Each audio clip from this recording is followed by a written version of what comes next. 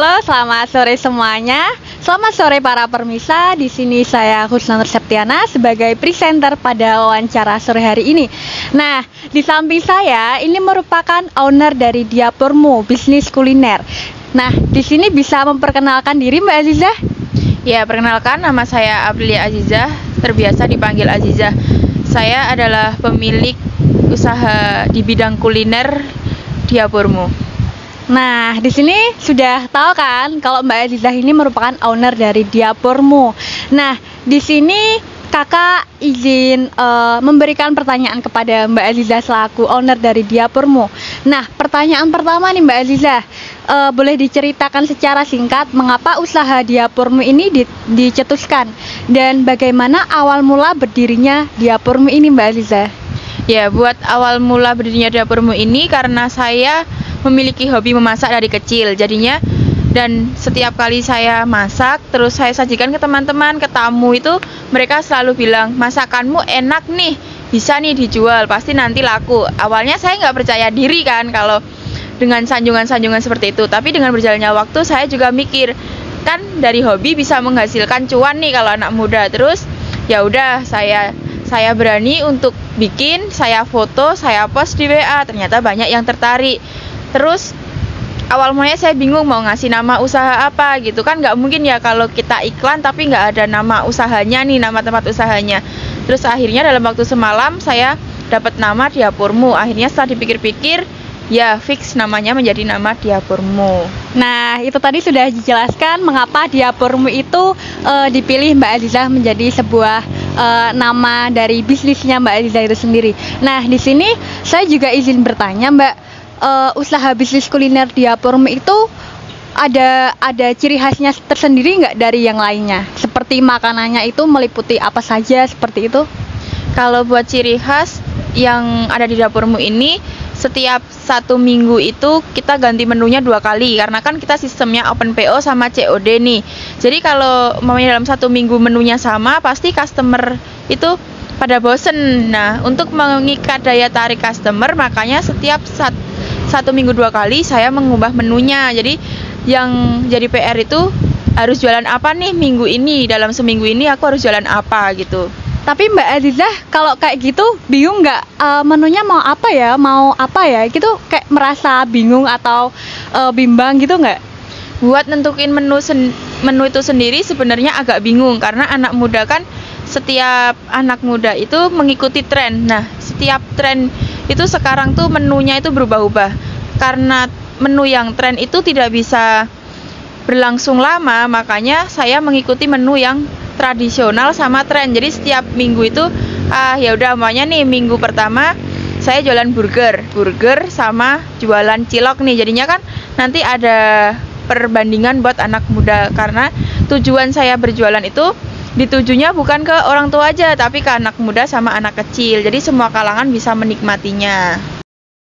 Itu tadi penjelasan dari Mbak Azizah, sangat menginspirasi bukan pada kaum muda agar lebih semangat lagi untuk menjalankan bisnis kuliner ini. Nah, untuk pertanyaan selanjutnya nih Mbak Azizah, menurut Mbak Azizah ini bagaimana cara usaha kuliner Diapurmu ini terus berkelanjutan sampai sekarang ini? Terutama kan dulu kan pernah ada COVID nih Mbak. Nah, strategi apa yang Mbak Azizah lakukan agar Diapurmu ini terus berkembang Mbak?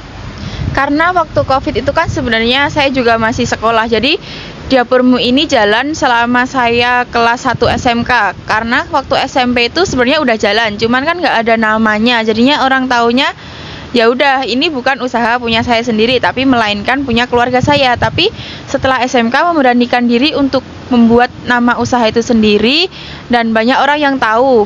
Jadi karena waktu pandemi itu kan bener-bener lockdown, saya nggak berani untuk mengambil resiko karena COVID itu kan beneran nyata. Jadinya ya udahlah, saya memilih untuk berhenti berjualan. Tapi setelah pandemi itu menurun, tingkatnya menurun, banyak yang tanya kapan open PO-nya Kak gitu. Terus ya udah besok saya open PO, langsung hari selanjutnya itu saya bikin story open PO dan ternyata banyak peminatnya. Tapi tetap karena COVID jadi COD itu dibatasin. Jadi kalau mau kita gosenin, kalau nggak mau ya udah kita COD-nya yang deket-deket aja. Nah, di sini itu keunggulan dari produk makanan kuliner di dapurmu ala Mbak Azizah itu seperti apa dibandingkan dengan kuliner yang lainnya? Apakah lebih higienis ataukah yang lainnya? Buat keunggulannya itu yang pertama harganya masih harga pelajar. Karena kembali lagi ke awal, yang dituju itu bukan hanya kalangan orang tua, tapi anak sekolahan, anak kecil, dan orang dewasa. Jadi saya bikin, karena kan kalau di Jawa itu terkenal enak, murah, porsinya banyak. Nah itu saya cantumin di produk-produk saya. Setelah itu, selain itu, kita itu bikinnya selalu fresh, karena homemade ya, jadi kita selalu fresh. Tujuannya Open PO itu untuk membatasin setiap pembelian, jadi biar saya nggak kewalahan dan produknya selalu terjaga dengan kualitasnya. Oke, baik, terima kasih. Dan selain menjadi owner ini, Mbak Azizah itu merangkap menjadi apa, Mbak? Jika Mbak Azizah itu bekerja sampingan atau merangkap menjadi pegawai lainnya, boleh dijelaskan pekerjaan apa yang Mbak Azizah tekuni saat ini? Selain memiliki bisnis dapurmu, saya juga bekerja di pastry yang berada di Wioro, namanya Kayona Bakery. Saya bekerja sudah jalan 9 bulan ini. Jadi karena dulu kan waktu PKL saya keterbatasan ya, karena waktu pandemi, jadi saya tuh pengennya tuh lebih tahu dalam tentang pastry, tapi karena pandemi jadinya saya bisa masuk PKL-nya itu di FB Service di restoran. Makanya setelah saya lulus, saya ditawarin pekerjaan. Awalnya saya tetap mau melanjutkan usaha di dapurmu ini untuk mengembangkannya. Tapi setelah dipikir-pikir, boleh juga nih ditawarin pekerjaan, kan enak ya kalau ditawarin, kan enak nih. Ya udah, aku ambil kesempatannya, terus jadi karyawan tetap di Kayona Bakehouse. Baik, di sini Mbak Azizah itu ada problem dari masalah waktu gitu, kayak bisa menyempatkan waktu untuk jadi owner di dapurmu dan juga pekerjaan sampingan itu sendiri nggak, Mbak? Jadi ada tantangan tersendiri nggak? Buat tantangannya itu awalnya belum terasa, soalnya kan kerja waktu training itu kan masih normal ya 8 jam. Tapi setelah diangkat menjadi karyawan tetap, itu jamnya kan jadi bertambah nih, banyak lemburnya. Terus dan peminat dari dapurmu tersebut, konsumen itu pada tanya, kok nggak pernah Open PO nih gitu. Dan akhirnya ya udah, setiap kali saya libur kerja, saya sempetin buat jualan. Jadi Open PO dulu, umpamanya nih, besok saya libur, jadi sekarang saya Open PO, besok saya ready-in gitu. Dan setiap kali ada pesanan masuk, tetap saya terima. Jadi kalau dulu itu kan masih setiap harinya, walaupun nggak bikin story, tapi tetap langsung ready. Kalau sekarang harus Open PO dulu, nunggu waktunya, karena keterbatasan di waktu, tantangannya itu sih. Oke, yang selanjutnya di sini Mbak Azizah itu mempromosikan produknya atau memasarkan produknya ini dengan cara apa saja, Mbak? Kan tadi kan di dapurmu itu udah termasuk dalam pemasaran berbasis IT ya, Mbak, berbasis media. Nah, apakah ada cara lain seperti itu? Awal mula masarin dapurmu ini berawal dari teman-teman yang datang ke rumah itu tadi, karena kan sering banget masak, hobi masak, jadinya setiap kali ada teman datang atau saudara, tetangga datang, itu selalu dibikinin nih. Selalu dibikinin, akhirnya mereka menyarankan untuk dijual. Dan setelah saya jualan, mereka selalu bilang, dari mulut ke mulut. Awalnya mulut ke mulut karena belum pede. Makin kesini terus berawal dari posting di WA. Setelah di WA, di Facebook ya, karena Facebook kan lingkupnya lebih besar daripada di WA.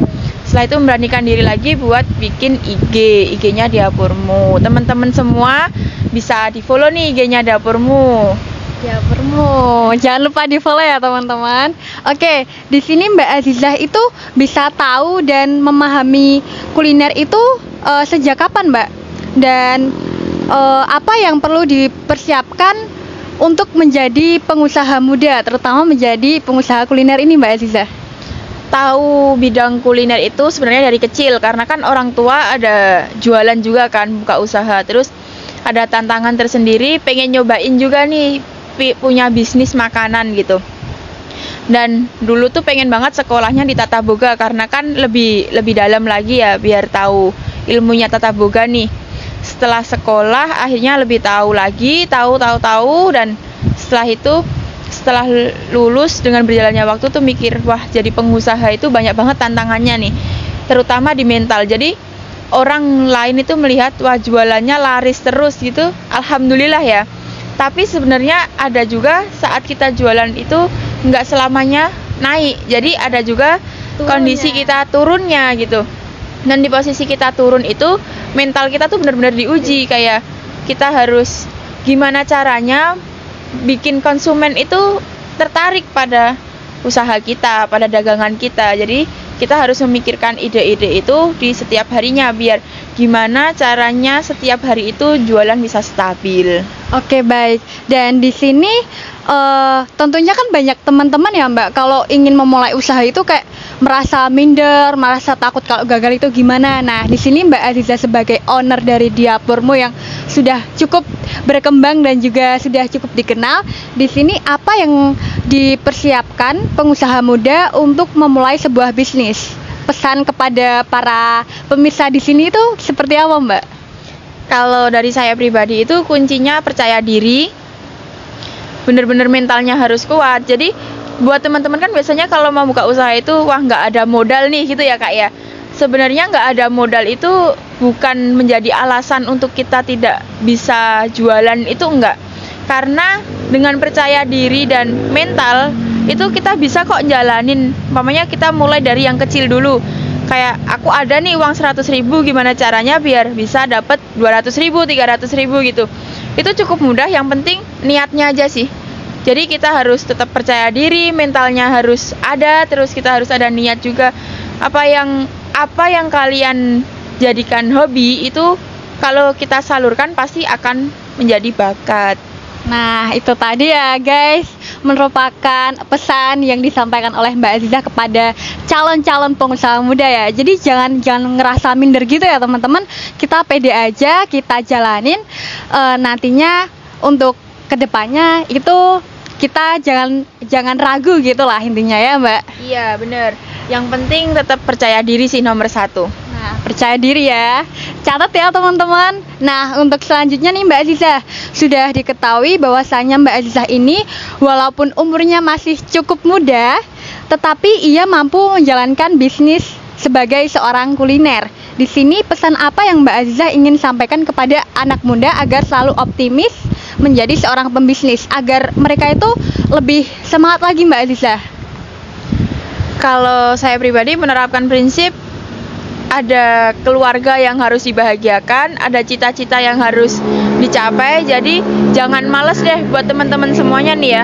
Kalau kalian punya keinginan, kalian ada cita-cita, kalian tuh harus lebih semangat. Jangan terus kalian punya cita-cita tinggi tapi kalian males. Itulah kalau kita udah males sedikit aja nih, maunya aku males tapi ntar terus kalian tunda-tunda, itu yang akhirnya bakalan ya udahlah nggak jadi apa-apa gitu. Jadi kalau capek ya istirahat sebentar, tapi jangan menunda suatu pekerjaan karena semuanya itu dimulai dari hal-hal yang kecil. Oke, baik, terima kasih itu tadi ya teman-teman mengenai pesan-pesan dan juga dukungan kepada para pembisnis muda agar nantinya dapat semangat ya Mbak.